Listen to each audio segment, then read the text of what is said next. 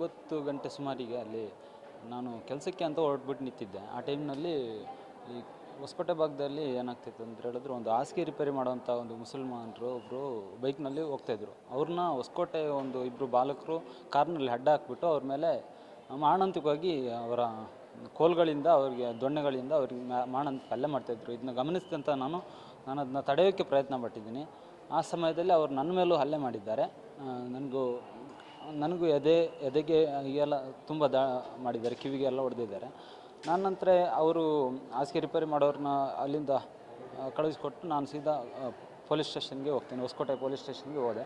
ಆ ಟೈಮ್ನಲ್ಲಿ ಪೊಲೀಸ್ ಸ್ಟೇಷನ್ನಲ್ಲಿ ಸಿಬ್ಬಂದಿಗಳು ಯಾರೂ ಇರಲಿಲ್ಲ.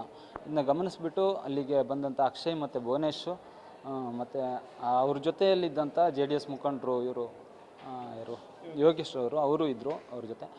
ಅವ್ರು ಬಂದುಬಿಟ್ಟು ಅಕ್ಷಯ್ ಮತ್ತು ಭುವನೇಶ್ ಅನ್ನೋರು ನನ್ನ ಠಾಣೆಯಿಂದ ಹಿಡಿದ್ಬಿಟ್ಟು ಹೊರಗಡೆ ಹಾಕಿಬಿಟ್ಟು ನನಗೆ ಅಲ್ಲೂ ಸಹ ಠಾಣೆ ಆವರಣದಲ್ಲೂ ನನಗೆ ಹಲ್ಲೆ ಮಾಡಿದ್ದಾರೆ. ಮತ್ತು ನಿಂದನೆಯನ್ನು ಜಾತಿ ನಿಂದನೆಯನ್ನು ಮಾಡಿಬಿಟ್ಟು ಇದು ಮಾಡಿದ್ದಾರೆ. ಮತ್ತು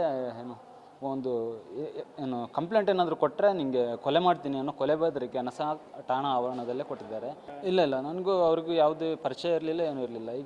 ಹೀಗೆ ಒಬ್ಬರನ್ನ ಹಿಡಿದ್ಬಿಟ್ಟು ಹೊಡೆಯುವಾಗ ಯಾಕೆ ಅಂತ ಪ್ರಶ್ನಿಸಿದ್ದು, ಮತ್ತು ಅದನ್ನ ತಡೆಯೋಕ್ಕೆ ಪ್ರಯತ್ನ ಪಟ್ಟಿದ್ದು ಮಾತ್ರ ಅದೊಂದು ಇವತ್ತು ನನಗೆ ನನ್ನ ಮೇಲೆ ಇವತ್ತೊಂದು ದಾಳಿ ಆಗಿರುತ್ತೆ ಅಂತ ಹೇಳ್ತಾರೆ. ಇಲ್ಲ ಮೈಕ್ ಏನೂ ಇರಲಿಲ್ಲ. ಅವರು ಬೈಕ್ನಲ್ಲಿ ಹಾಸಿಗೆ ರಿಪೇರಿ ಮಾಡೋಂಥ ಸಾಮಗ್ರಿಗಳಿತ್ತು, ಒಂದು 2-3 ಕೋಲ್ಗಳೆಲ್ಲ ಇತ್ತು ಅವ್ರ ಜೊತೆ, ಹಾಸಿಗೆ ಹೊಡೆಯುವಂಥ ಸಾಧನಗಳು. ಅದನ್ನೇ ತೆಗೆದುಬಿಟ್ಟು ಇವರು ಅವ್ರ ಮೇಲೆ ತಲೆಗೆಲ್ಲ ಸುಮಾರು ಹೊಡೆದಿದ್ದಾರೆ.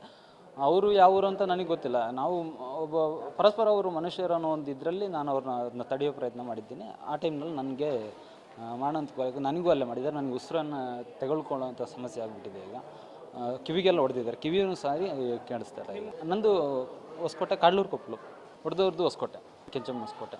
ಇಲ್ಲ ನಾನು ಆಲೂರಿಗೆ ಬೆಳಿಗ್ಗೆ 9-10 ಗಂಟೆ ಅಷ್ಟೊತ್ತಿಗೆ ಬಂದಿದ್ದೀನಿ. 11-12 ಗಂಟೆ ಆದರೂ ಅಲ್ಲಿ ಯಾರು ಅಧಿಕಾರಿಗಳು ಯಾರೂ ಅಲ್ಲಿ MLC ರೆಸ್ಪಾನ್ಸ್ ಮಾಡಲಿಲ್ಲ.